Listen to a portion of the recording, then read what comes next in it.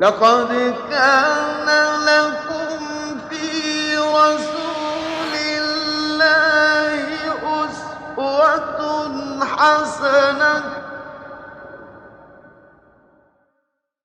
اعوذ باللہ من الشیطان الرجیم بسم اللہ الرحمن الرحیم اللہم صلی علی محمد وعلی آل محمد کما صلیت علی ابراہیم وعلی آل ابراہیم انک حمید مجید اللہم بارک علی محمد وعلی آل محمد کما بارکت علی ابراہیم وعلی آل ابراہیم انک حمید مجید۔ حدیث نمبر 1970۔ حضرت عبداللہ بن عباس سے روایت ہے کہ رسول اللہ صلی اللہ علیہ وسلم نے فرمایا، دو محبت کرنے والوں کے لیے نکاح جیسی کسی چیز کی مثال نہیں ملتی۔ نکاح اللہ کی نشانیوں میں سے ایک نشانی ہے۔ ایک مرد اور ایک عورت جنہوں نے بعض اوقات ایک دوسرے کو دیکھا بھی نہیں ہوتا، اللہ کے حکم سے ایجاب و قبول کے ساتھ میاں بیوی بن جاتے ہیں۔ اس مرد کے لیے اس ایجاب و قبول سے پہلے اس عورت کو دیکھنا بھی حرام تھا، لیکن اب اللہ تعالیٰ نے اس کو اس کے سارے جسم کا مالک بنا دیا۔ اسی طرح ایک عورت کے لیے کسی مرد کو غیر مرد کو دیکھنا حرام تھا، لیکن اللہ تعالیٰ نے اس کلمے کی برکت سے، وہ جو ایجاب و قبول کے کلمات تھے، ان کی برکت سے دونوں کو ایک دوسرے کے لیے لباس کی طرح قریب کر دیا۔ تو یہ نکاح اللہ کی نشانیوں میں سے ایک نشانی ہے۔ اللہ تعالیٰ نے ان دو کلمات کے ذریعے دونوں کے دلوں میں محبت ڈال دی۔ دو افراد اس طرح محبت کے رشتے میں بن جاتے ہیں کہ موت ہی انہیں جدا کرتی ہے۔ کیا خیال ہے، ایسا ہی ہوتا ہے یا نہیں ہوتا؟ ہم دیکھتے ہیں کہ کیسے شادی کے بعد ساری زندگی اسی خامن کے ساتھ گزر جاتی ہے، اور مرد اسی بیوی کے ساتھ اپنی پوری زندگی گزار دیتا ہے نا۔ اس سے زیادہ کوئی اور محبت کا رشتہ ہو سکتا ہے؟ اور پھر یہی محبت کا رشتہ جو ہے یہ پورے معاشرے کی بنیاد بنتا ہے۔ تو یہ محبت عین عبادت ہے۔ ہمارے ہاں اب نئی نئی بدعتیں شروع ہونے لگ گئی ہیں، نئی نئی رسمیں شروع ہونے لگ گئی ہیں۔ ویلنٹائن ڈے کے موقع پر ہمیں سمجھایا جاتا ہے کہ گلابوں کا گلدستہ کسی غیر عورت کو پیش کرو اور یہ تمہاری محبت کی نشانی ہوگا۔ یہ محبت کی نشانی نہیں ہے، یہ ہوس کی نشانی ہے۔ شریعت ہمیں ایسی چیزوں کی اجازت قطعاً نہیں دیتی۔ شریعت نے ایک عورت کو اپنے شوہر کے لیے اور ایک شوہر کو اپنی بیوی کے لیے پیدا کیا۔ شوہر اپنی بیوی کے ساتھ محبت کا اظہار کر سکتا ہے، کسی اور پر غلط نظر بھی نہیں ڈال سکتا۔ اسی طرح ایک عورت اپنے خاوند کے ساتھ جو مرضی چاہے کرے، کسی اور کے بارے میں وہ سوچ بھی نہیں سکتی۔ نہ مرد کسی دوسری عورت کے بارے میں سوچ سکتا ہے، نہ عورت کسی اور کے بارے میں سوچ سکتی ہے۔ یہ ہیں لو میٹرز۔ اور آئی لو یو کہنے کا حقدار کون ہے؟ عورت کے لیے اس کا شوہر اور مرد کے لیے اس کی بیوی۔ یہ معاملے ہمیں بہت کلیئر کرنے ہیں۔ یہ ہمیں اپنی نئی نسل کو بتانا ہے، کیونکہ ہمارا جو ٹی وی ہے اور ہمارا جو سوشل میڈیا ہے وہ جس طرح کی غلط تربیت کر رہا ہے وہ ہم دیکھتے ہیں۔ ہمارے ہر ٹی وی چینل پر ڈرامے لگے ہوتے ہیں، راز الفت کے، میرے پاس تم ہو، اور اسی طرح کے اور ڈرامے کے اشتہارات میں بھی روز اخبار میں دیکھتی رہتی ہوں، جس میں لڑکیوں کو اور نئی نسل کو یہ سکھایا جا رہا ہوتا ہے کہ ایک آدمی جو ہے ایک عورت کی محبت میں مرا جا رہا ہے، اور ایک عورت جو ہے وہ ایک آدمی کی محبت میں مری جا رہی ہے، اور ان کی ساری زندگی اسی پہ گزر جاتی ہے۔ یہ اسلام کی اقدار نہیں ہے، یہ اسلام کی اقدار نہیں ہے۔ یہ کافروں کی اقدار ہو سکتی ہیں، یہ یورپ کی اقدار ہو سکتی ہیں جو ہمارے مسلم معاشرے کو برباد کرنے کے لیے وہ ہمارے ہاں پھیلاتے ہیں اور ان کے ذریعے ہمیں دین سے ورگشتہ کرتے ہیں۔ یہ ہماری اقدار نہیں ہے۔ یاد رکھیے، وہ ہمارے خاندان کو ختم کرنا چاہتے ہیں، وہ ہمارے خاندان کے ادارے کو مٹانا چاہتے ہیں۔ انہوں نے اپنے ہاں اپنے خاندان کا ادارہ مٹا دیا، وہاں پہ اولاد ماں باپ کی شکل دیکھنے کو ترستی ہے، اور ماں باپ بڑھاپے میں اولاد کی شکل دیکھنے کو ترستے ہیں، جبکہ اللہ تعالیٰ نے ہمیں اپنے گھروں میں اپنی اولاد اپنے شوہروں کے ساتھ رکھا ہے اور بڑی عزت کے ساتھ رکھا ہے۔ تو یہ لو میٹرز ان کو سمجھیے، اور خاص طور پہ اپنی نوجوان نسل کو اس کے بارے میں گائیڈ کیجیے۔ حدیث نمبر 1977، حضرت ابو ہریرہ بیان کرتے ہیں کہ کچھ عورتیں رسول اللہ صلی اللہ علیہ وآلہ وسلم کے پاس آئیں اور کہنے لگیں، اے اللہ کے رسول، جب آپ مردوں کی مجالس میں بیٹھے ہوتے ہیں ہم وہاں نہیں آ سکتے، آپ ہمارے لیے ایک دن مقرر کر دیں، ہم اس دن آ جائیں گی۔ آپ نے فرمایا فلاں کے گھر میں فلاں دن پہنچ جانا۔ آپ وعدے کے مطابق اسی دن تشریف لے آئے اور انہیں نصیحت فرمائی۔ اسی میں سے آپ نے یہ بھی فرمایا کہ جس عورت کے 3 بچے فوت ہو جائیں اور وہ ثواب کی توقع کے ساتھ صبر کرے تو وہ جنت میں داخل ہوگی۔ ایک عورت نے پوچھا، یا رسول اللہ، اگر اس کے 2 بچے فوت ہو جائیں؟ تو آپ نے فرمایا 2 بچے بھی فوت ہو جائیں اور وہ ان کی وفات پر صبر کرے تو وہ بھی جنت میں داخل ہوگی۔ کچھ خواتین رسول اللہ صلی اللہ علیہ وسلم کے پاس آتی ہیں، انہیں یہ شوق پیدا ہوتا ہے کہ اللہ کے رسول صحابہ کو تو ہر وقت نصیحت کرتے رہتے ہیں، ویسے بھی مرد حضرات کے لیے جمعہ پڑھنا بھی لازمی ہے، وہ جمعے کی محفل میں بھی لازماً شامل ہوتے ہیں، تو ویسے بھی مسجد نبوی میں ہر وقت جو تھی تعلیم و تعلم کی محفلیں جمع کرتی تھیں، تو خواتین نے رسول اللہ صلی اللہ علیہ وسلم سے کہا کہ یا رسول اللہ، ہم ان محفلوں میں نہیں آ سکتے، آپ ہمارے لیے علیحدہ دن مقرر کر دیجئے۔ رسول اللہ صلی اللہ علیہ وسلم نے ان کی درخواست قبول کر لی اور کہا کہ فلاں کے گھر میں فلاں دن تم اکٹھی ہو جانا۔ تو آج جو ہمارے درس ہوتے ہیں اور عورتوں کے لیے قرآن کلاسز ہوتی ہیں، یہ ساری کی ساری اسی سنت کی پیروی میں ہوتی ہیں۔ رسول اللہ صلی اللہ علیہ وآلہ وسلم نے جو ان کو دن مقرر کر دیا تھا، ایک گھر مقرر کر دیا، ایک وقت مقرر کر دیا، اللہ کے رسول صلی اللہ علیہ وآلہ وسلم وہاں تشریف لے آئے۔ وہاں پہ آپ نے عورتوں کو بہت سی نصیحتیں کی، جو اللہ نے چاہا انہیں بتایا، اور انہی نصیحتوں میں سے ایک بات یہ بھی تھی کہ جس عورت کے 3 بچے فوت ہو جائیں اور وہ صبر کرے، اللہ کو راضی کرنے کے لیے نوحہ نہ کرے، بے صبری کا مظاہرہ نہ کرے، نہ چیخو پکار کرے، تو اللہ تعالیٰ اسے جنت میں داخل کریں گے۔ ایک عورت نے پوچھا، یا رسول اللہ، اگر 2 بچے فوت ہو جائیں اور وہ تب صبر کرے؟ تو آپ نے فرمایا 2 بچوں کے صبر کرنے پر بھی اس کو یہی اجر ملے گا۔ اب اگلا معاملہ یہ ہے کہ صبر کرنے کا مطلب کیا ہے کہ عورت الحمدللہ انا للہ و انا الیہ راجعون پڑھے، انا للہ و انا الیہ راجعون پڑھے، اور صبر جو ہے وہ پہلے صدمے کے وقت ہوتا ہے۔ بہت سی عورتیں کرتی کیا ہے، خوب شور مچا لیتی ہیں، خوب رو پیٹ لیتی ہیں، اور بعد میں کہتی ہیں اب صبر تو آ ہی گیا۔ ارے بھی صبر نے تو آنا ہی ہوتا ہے، کبھی نہ کبھی تو صبر آئے گا ہی۔ اصل صبر کیا ہے؟ جب پہلی دفعہ آپ کے دل پہ چوٹ لگتی ہے، ایک شوق پہنچتا ہے، اس وقت انسان صبر کرے اور اس وقت اپنے آپ کو اللہ کی رضا کے حوالے کر دے۔ اللہ جس حال میں تو رکھے میں اس حال پہ راضی ہوں، یہ صبر ہوتا ہے۔ نوحہ نہ کرے، واہ ویلا نہ کرے، زبان کے ناشکری کے کلمات نہ کہے، کوئی بے صبری والا کلمہ نہ کہے، 3 دنوں سے زیادہ نہ سوگ منائے، کیونکہ 3 دنوں سے زیادہ سوگ منانا جو ہوتا ہے یہ شریعت نے منع کیا ہے۔ ہاں رویا جا سکتا ہے، اللہ کے رسول صلی اللہ علیہ وآلہ وسلم خود بھی حضرت ابراہیم جو کہ آپ کی وفات سے 4 مہینے پہلے فوت ہوئے تھے، ان کی وفات پہ آپ کے آنسو بھی بہے تھے، اور اس وقت کسی نے کہا تھا یا رسول اللہ کیا آپ بھی روتے ہیں؟ تو رسول اللہ صلی اللہ علیہ وسلم نے فرمایا تھا یہ رحمت ہوتی ہے جو اللہ تعالیٰ اپنے ان بندوں کے دلوں میں ڈالتا ہے جو کہ رحم کرنے والے ہوتے ہیں۔ تو رونا جو ہے یہ اس کو پسند کیا گیا۔ اللہ تعالیٰ کو ایسا سنگ دل آدمی بھی پسند نہیں جس کا دل ایسے موقعوں پر بھی نہ پگھلے، جس کا دل ان جو ہیں صدمات کے موقع پر بھی سخت ہی رہے۔ تو رونے کی اجازت ہے، لیکن شور مچانے کی اور غلط کلمات منہ سے نکالنے کی اجازت نہیں ہے۔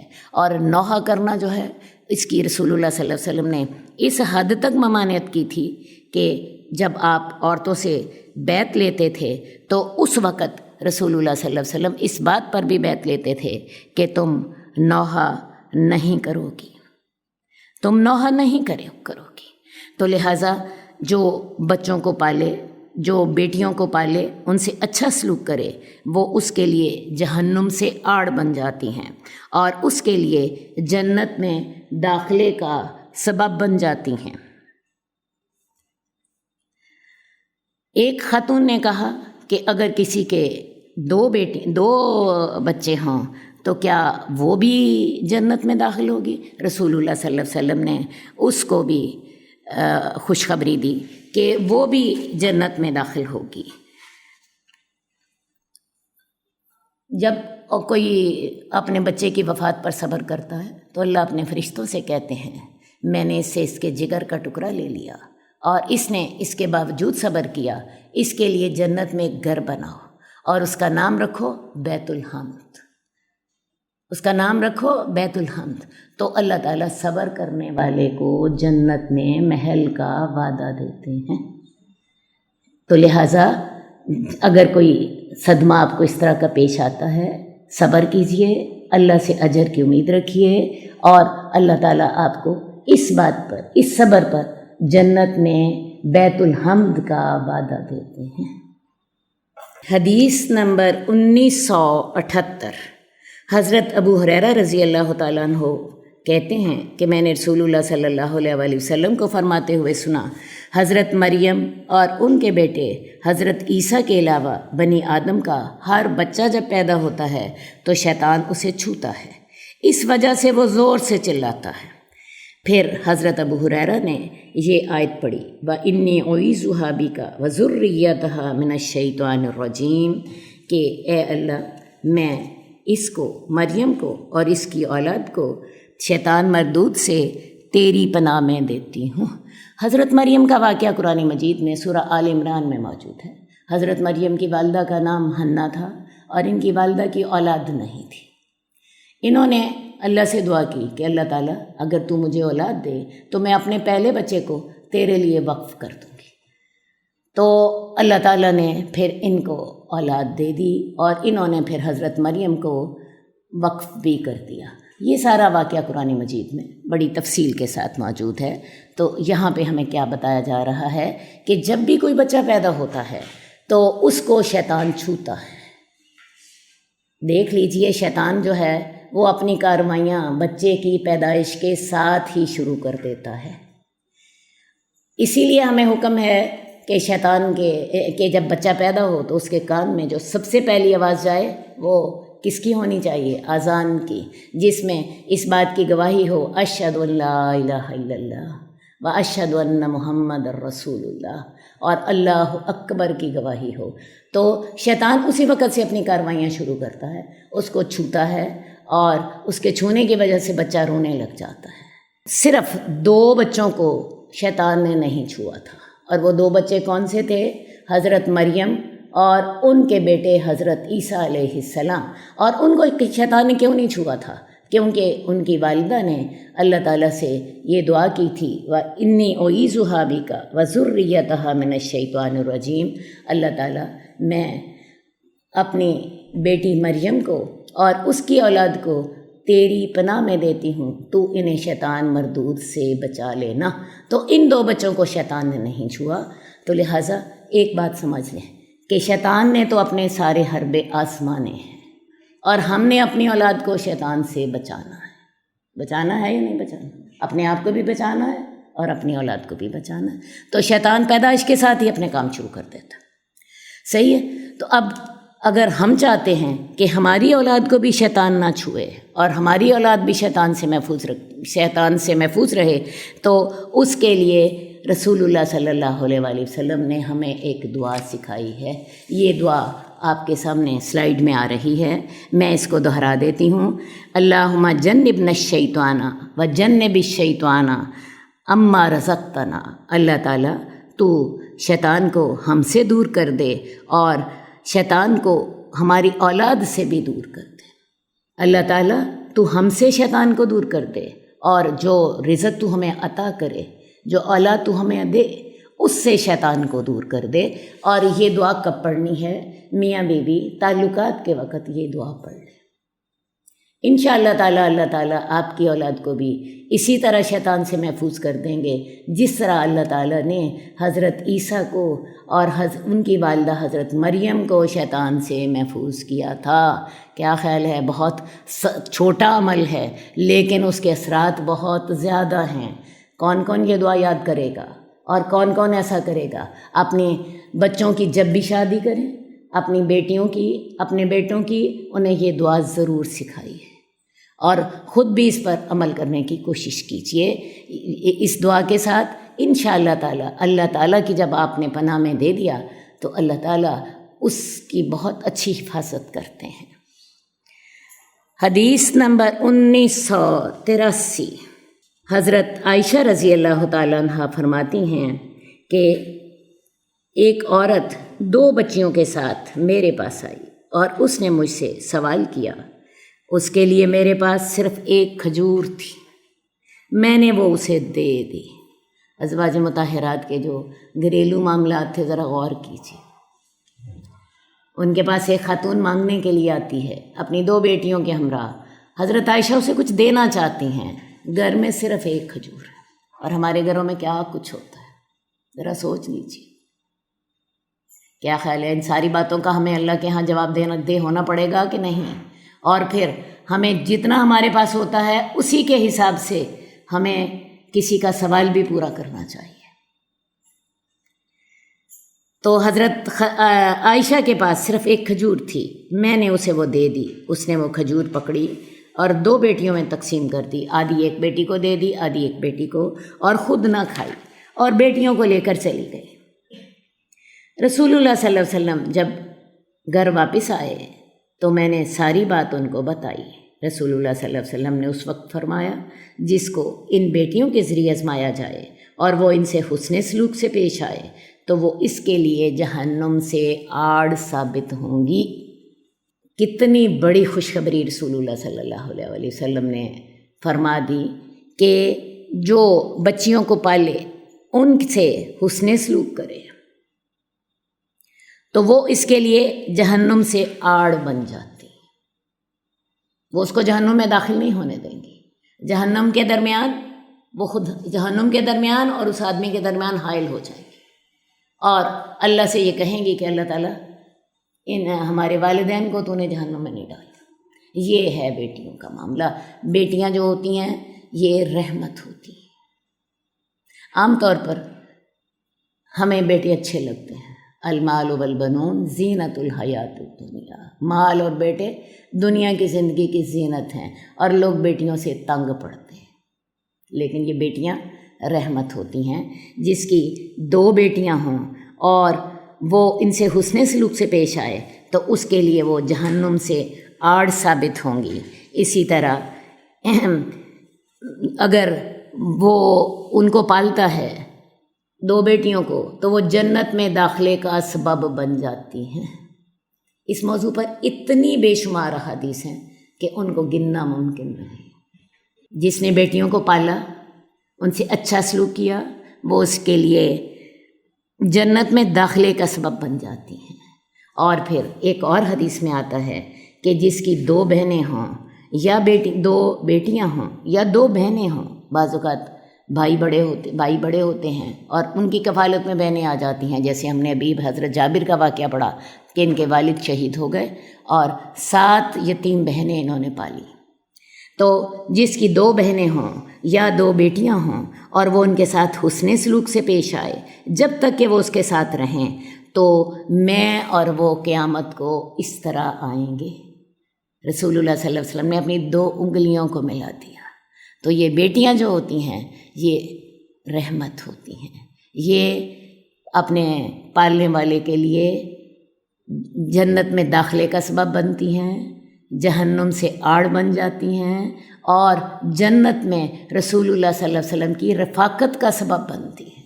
جب رسول اللہ صلی اللہ علیہ وسلم اور وہ ایسے 1-2 انگلیوں کی طرح آئیں گے، رسول اللہ صلی اللہ علیہ وسلم نے اپنی شہادت کی انگلی اور ساتھ والی انگلی کو ملایا تو وہ اس کا درجہ اتنا بلند ہوگا جتنا درجہ رسول اللہ صلی اللہ علیہ وسلم کا بلند ہوگا۔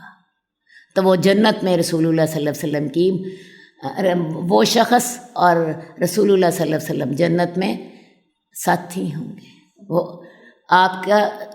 آپ کے ساتھ کا سبب بن جائے گی۔ یاد رکھیے، بیٹیوں سے انسان تنگ پڑتا ہے، بیٹیوں کی پیدائش پر خوشی نہیں منائی جاتی، بیٹیوں کی پیدائش پر مبارکباد نہیں دی جاتی، بیٹیوں کی پیدائش پر گھروں میں مٹھائی نہیں آتی، اور یہ سارے کام بیٹوں کے ساتھ ہوتے ہیں، بیٹوں کو نعمت سمجھا جاتا ہے۔ تو یاد رکھیے، نعمت کا حساب کل کو ہوگا، اور بیٹیاں رحمت ہوتی ہیں، جنت میں داخلے کا سبب بن جاتی ہیں۔ رسول اللہ صلی اللہ علیہ وسلم کی جنت میں مرافقت کا، آپ کے ساتھ کا سبب بن جاتی ہیں، آپ کا ساتھ ملتا ہے ان کی وجہ سے۔ تو بیٹیاں رحمت ہوتی ہیں، بیٹے نعمت ہوتے ہیں، نعمت کے ساتھ تو آپ کو حساب دینا ہوتا ہے، اور رحمت کے ساتھ مغفرت آتی ہے۔ لہٰذا بیٹیوں سے کبھی تنگ نہ پڑیے۔ ویسے بھی یاد رکھیں، ہمارے نبی صلی اللہ علیہ وسلم کی 4 بیٹیاں ہی تھیں، حضرت لوط کی بھی بیٹیاں ہی تھیں، تو یہ بیٹیاں قسمت والوں کو ملتی ہیں۔ حدیث نمبر 1987، حضرت ابو ہریرہ رضی اللہ تعالیٰ عنہ سے روایت ہے، رسول اللہ صلی اللہ علیہ وآلہ وسلم نے فرمایا، جس کسی نے کسی خادم کو اس کے مالکوں کے خلاف بھڑکایا وہ ہم میں سے نہیں ہے، اور جس نے کسی خامن کے حق میں اس کی بیوی کو بھڑکایا وہ بھی ہم میں سے نہیں ہے۔ حدیث بڑی کلیئر ہے، مجھے اس کی زیادہ تفصیل بتانے کی ضرورت نہیں ہے۔ کسی خادم کو اس کے مالک کے خلاف بھڑکا دے، یا عربوں میں غلام اور آقا کا رواج ہوتا تھا، تو کسی غلام کو اس کے آقا کے خلاف بھڑکا دیں۔ آج کل ہمارے ہاں غلام نہیں ہوتے، خادم ہوتے ہیں، کسی خادم کو اس کے مالک کے خلاف بھڑکا دیں، وہ تیرا مالک اچھا نہیں ہے، تجھے اچھا نہیں دیتا، تجھے تنخواہ نہیں دیتا، تیرے سے رویہ اچھا نہیں رکھتا۔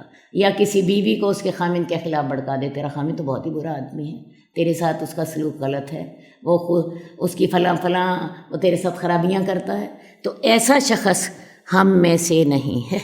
اصل بات ہے، یہ فساد ڈالنے والے عمل ہیں، اور اللہ تعالیٰ فساد کو پسند نہیں کرتے۔ اللہ تعالیٰ تو اس عمل کو پسند کرتے ہیں جس سے 2 آدمیوں کے درمیان محبت پیدا ہو، موافقت پیدا ہو۔ یہ فساد ڈالنے والے شیطان کے عمل ہیں۔ آج ہی ہم نے حدیث پڑھی ہے کہ شیطان جو ہے وہ صبح کے وقت اپنا تخت بچھاتا ہے، اور شام کو ہر شخص سے رپورٹ لیتا ہے، اور جو شیطان اسے یہ رپورٹ دیتا ہے کہ میں نے میاں بیوی کے درمیان جدائی ڈال دی، اس کو اٹھ کے جپھی ڈال دیتا ہے، اس کو شابش دیتا ہے، اس کو تھپکی دیتا ہے۔ تو یہ عمل شیطان کے عمل میں سے ہے۔ اور میں نے اس حدیث کا انتخاب اس لیے کیا ہے کہ یہ کام ہماری مائیں بہنیں بڑے نیکی کے جذبے سے کر رہی ہوتی۔ ہمارے ہاں جوائنٹ فیملی سسٹم ہے، اور اس جوائنٹ فیملی سسٹم میں جو ہے سب لوگ اکٹھے رہ رہے ہوتے ہیں، کئی مسائل بھی پیدا ہو جاتے ہیں۔ تو جوائنٹ فیملی سسٹم میں شیطان کو بھڑکانے کا خوب موقع ملتا ہے۔ تو خدا کے لیے یہ مائیں اور بہنیں اپنے اس عمل سے باز آ جائیں۔ وہ مائیں اور بہنیں اس عمل کو اپنی بڑی بیٹے کے ساتھ اور بھائی کے ساتھ بڑی خیر خواہی کے جذبے سے سر انجام دے رہی ہوتی ہیں۔ تو یہ سوچ لیجئے کہ رسول اللہ صلی اللہ علیہ وآلہ وسلم نے ایسے لوگوں کے بارے میں کتنے سخت الفاظ استعمال کیے ہیں۔ آپ نے فرمایا کہ فَلَيْسَ مِنَّا، وہ ہم میں سے نہیں ہے۔ ہم میں سے نہیں ہونے سے کیا مراد ہے؟ وہ مسلمان ہی نہیں ہے، وہ امت محمدیہ میں سے نہیں ہے، وہ میری امت میں سے نہیں ہے۔ یہ چھوٹی سی بات نہیں ہے، یہ بہت بڑی تنبیہ ہے۔ تو لہٰذا اگر آپ دیکھ بھی رہے ہیں کہ کوئی معاملے جو ہیں جو آپ کو جو سمجھ نہیں آ رہے، چھوڑ دیجیے ان کو۔ ہاں، اگر کوئی خیر خواہی کے ساتھ، ہمدردی کے ساتھ آپ اچھی بات کر سکتی ہیں تو وہ کر لیجئے۔ بھڑکانے والی باتیں جو ہیں وہ شیطان کی پیروی کے زمرے میں آئیں گی۔ حدیث نمبر 1988، حضرت عدی بن حاتم سے روایت ہے، رسول اللہ صلی اللہ علیہ وآلہ وسلم نے فرمایا، جس نے اپنے یا کسی دوسرے آدمی کے یتیم بچے کو اپنے ساتھ ملا لیا حتیٰ کہ اسے اللہ تعالیٰ نے غنی کر دیا، تو اس کے لیے جنت واجب ہو جاتی ہے۔ یتیم کون ہوتا ہے؟ جس کا والد فوت ہو جائے۔ اور یہ بھی میں آپ کو بات بتا دوں کہ یتیمی جو ہوتی ہے اس کے ساتھ انسان ایک طرف تو محبتوں سے محروم ہوتا ہے، اپنے باپ کی توجہ سے محروم ہوتا ہے، دوسری طرف سے اس کے لیے مالی مسائل بھی اس کو درپیش ہوتے ہیں۔ تو یہ اللہ کا اس کے لیے فیصلہ ہے، اس میں اس کی یتیم کی کوئی اپنی خرابی نہیں تھی کہ وہ یتیم ہو گیا۔ ہو سکتا ہے ہمارے بچوں کے سروں پہ باپ سلامت رہیں، اللہ تعالیٰ سب کے بچوں کے باپ سلامت رکھیں، لیکن اگر اللہ ہمارے بچوں کے باپ دنیا سے اٹھا لیں، ہم کچھ کر سکتے ہیں؟ کچھ بھی نہیں کر سکتے۔ یہ خاص اللہ کی رحمت اور خاص اللہ کا فضل ہوتا ہے کہ اللہ تعالیٰ نے ہمارے بچوں کے سروں پر ان کے باپوں کا سایہ برقرار رکھا ہے۔ تو یہ سوچتے ہوئے کہ ان کے سر سے باپ کا سایہ شفقت اٹھ چکا ہے، یتیموں کے ساتھ اچھا سلوک کریں۔ اور حدیث میں آتا ہے وہ گھر بہترین ہوتا ہے جہاں یتیم کے ساتھ اچھا سلوک کیا جاتا ہے، اور اس کے ساتھ ایک تنبیہ بھی موجود ہے کہ وہ گھر بدترین ہے جہاں یتیم کی کفالت زیادتی کے ساتھ کی جاتی ہے۔ اب یتیم کی کفالت کہاں زیادتی کے ساتھ کی جاتی ہے؟ عام طور پر ہمارے گھروں میں بچے کام کرتے ہیں، کوئی 12 سال کی بچی کام کر رہی ہے، کوئی 11 سال کی بچی کام کر رہی ہے، اور یہ گھر کے چھوٹے موٹے کاموں میں مالکوں کا ہاتھ بٹا رہی ہوتی ہیں۔ تو ان کے ساتھ اچھا سلوک کیجیے، یہ سوچ لیجیے کہ یہ بیچاری یتیم ہیں، اگر ان کے سر پہ باپ کا سایہ ہوتا تو وہ کبھی ان کو ہمارے گھر میں نہ آنے دیتا۔ اللہ تعالیٰ نے ان کے حالات ایسے پیدا کر دیے کہ وہ معاشی مجبوری کی وجہ سے آپ کا کام کرنے پر، آپ کے ہاں محنت کرنے پر مجبور ہوئیں، کیونکہ آپ اس کے عوض انہیں کوئی 5-7 ہزار روپے دے دیتی ہیں۔ تو یہ سوچیں مجھے ایک نیکی کا موقع مل گیا ہے، اس کے ساتھ اچھا سلوک کیجیے، انشاءاللہ آپ کا گھر بہترین گھر ہوگا، آپ کے گھر میں اللہ کی رحمتیں اور برکتیں اتریں گی۔ لیکن اگر اس بچے کے ساتھ زیادتی ہو رہی ہے، اس بچی کے اوپر کام کا بوجھ زیادہ ڈالا جا رہا ہے، یا اس بچی کو ڈانٹا زیادہ جا رہا ہے، یا اس بچی کو مارا جا رہا ہے، تو پھر میں آپ کو بتاؤں آپ کا گھر بدترین گھر ہوگا۔ اور میں بڑے دکھ سے یہ کہنا چاہوں گی کہ اکثر ہم اخباروں میں خبریں پڑھتے ہیں کہ فلاں گھر میں یہ بچی جو تھی مالکوں کے تشدد کی وجہ سے اپنی جان ہار گئی۔ ایسے واقعات اخبارات کی زینت بنتے رہتے ہیں۔ تو ایسے لوگوں کے ساتھ شفقت اور محبت کا سلوک کیجیے۔ اور پھر رسول اللہ صلی اللہ علیہ وسلم نے ایک اور خوشخبری بھی ہمیں دی، جو کہ اس حدیث میں ہے کہ جس نے اپنے یا کسی دوسرے آدمی کے یتیم بچے کو اپنے ساتھ ملا لیا۔ اپنے بچے کو کیسے ملایا؟ بعض اوقات کوئی خاتون ہوتی ہے جس کا شوہر فوت ہو جاتا ہے، تو اس کے بچے بھی تو یتیم ہوتے ہیں، اس نے ایسے بچوں کو پالا، یا کسی دوسرے آدمی کے یتیم بچے کو اپنے ساتھ ملا لیا، حتیٰ کہ اللہ تعالیٰ نے اسے غنی کر دیا، تو اس کے لیے جنت واجب ہو جاتی ہے۔ اسی طرح ایک اور حدیث میں رسول اللہ صلی اللہ علیہ وسلم فرماتے ہیں کہ میں اور یتیم کی کفالت کرنے والا جنت میں اس طرح ہوں گے، اور آپ نے اپنی درمیانی انگلی اور شہادت کی انگلی کو اکٹھا کر دیا۔ دیکھ لیجئے جنت لینی جو ہے کتنی آسان، لیکن اس کے لیے لوگوں کی خدمت کرنی ہے، خلوص دل کے ساتھ، اللہ کی رضا کی نیت کے ساتھ، ان کے لیے اپنا دل بڑا کریں۔ کوئی بڑا مسئلہ نہیں ہے، جہاں 3 بچے پل رہے ہیں وہاں ایک چوتھا بچہ بھی پل سکتا ہے، صرف اور صرف اپنے ذہن کی آمادگی اور اپنے دل کی کشادگی کی ضرورت ہے، ورنہ جہاں 3 بچے پل رہے ہیں وہاں چوتھا بچہ بھی پل سکتا ہے۔ تو یہ عمل جو ہے اس کے لیے کیا خوشخبری ہے کہ میں اور یتیم کی کفالت کرنے والا جنت میں اس طرح ہوں گے جس طرح یہ 2 انگلیاں ہیں۔ اس شخص کا درجہ رسول اللہ صلی اللہ علیہ وسلم کے درجے کے برابر ہوگا۔ کون کون یہ عمل کرنے کی کوشش کرے گا؟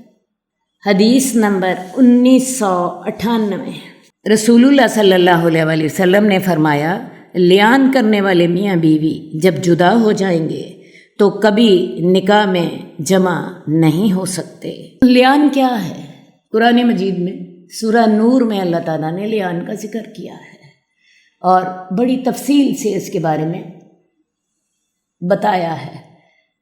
اگر کوئی آدمی جو ہے اپنی بیوی کو گناہ کی حالت میں دیکھ لے، زنا کی حالت میں دیکھ لے اور اس کے پاس گواہ نہ ہو تو وہ لیان کر سکتا ہے۔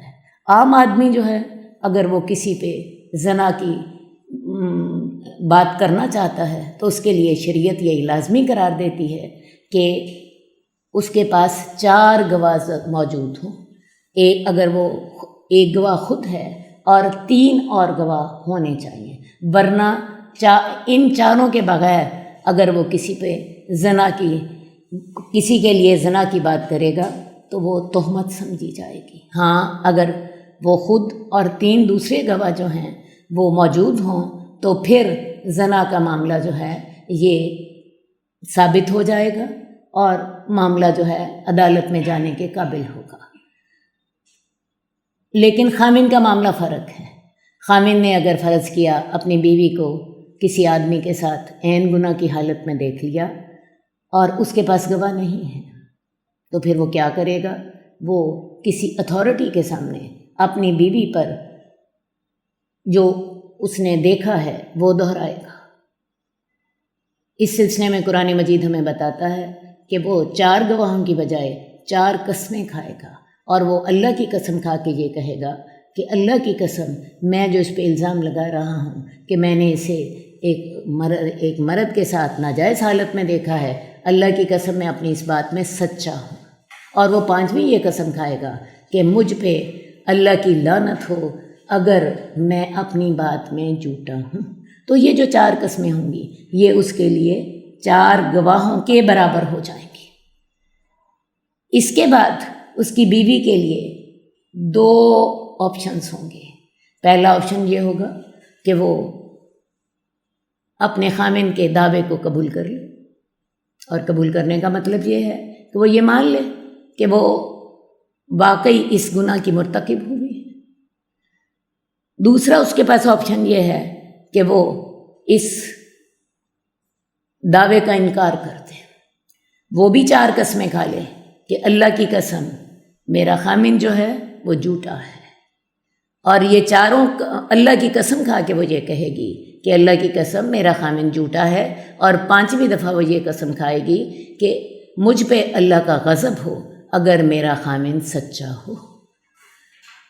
اس کو لیان کہتے ہیں۔ اب جب یہ کارروائی کسی اتھارٹی کے سامنے سر انجام دے دی گئی تو اس کے بعد یہ دونوں میاں بیوی جو ہیں یہ ہمیشہ کے لیے ایک دوسرے سے جدا ہو جاتے ہیں، طلاق دیے بغیر۔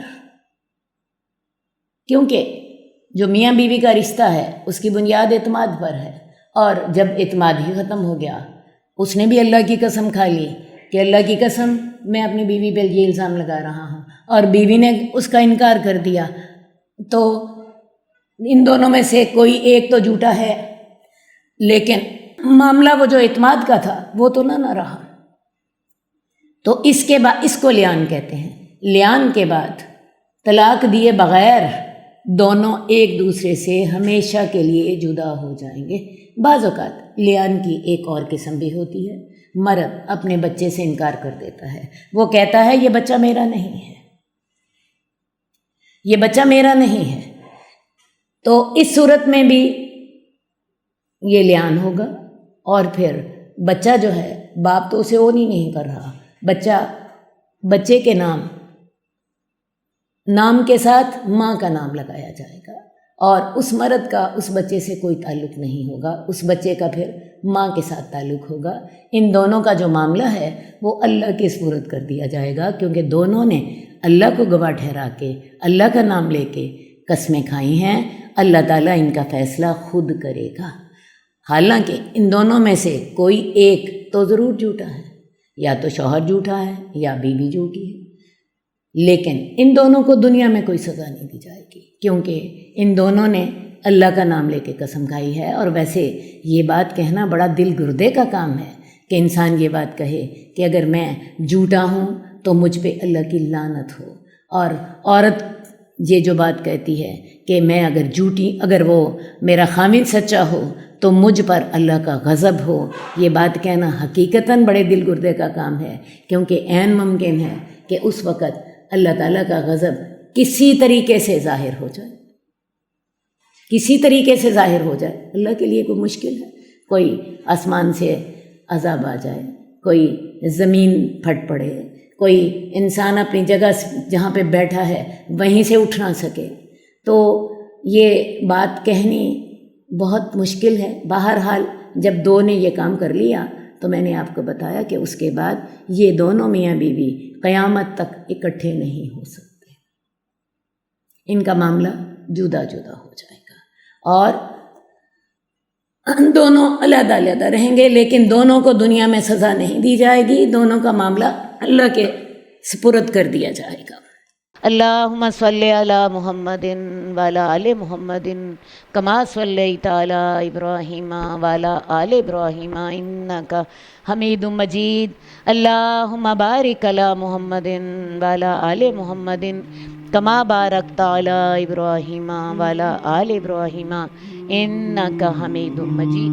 مولاي صل وسلم دائما ابدا على حبيبك خير الخلق كلهم، مولاي صل وسلم دائما ابدا على حبيبك خير الخلق كلهم، محمد سيد الكونين والثقلين، محمد سيد الكونين والثقلين والفريقين من عرب ومن عجم، مولاي صل وسلم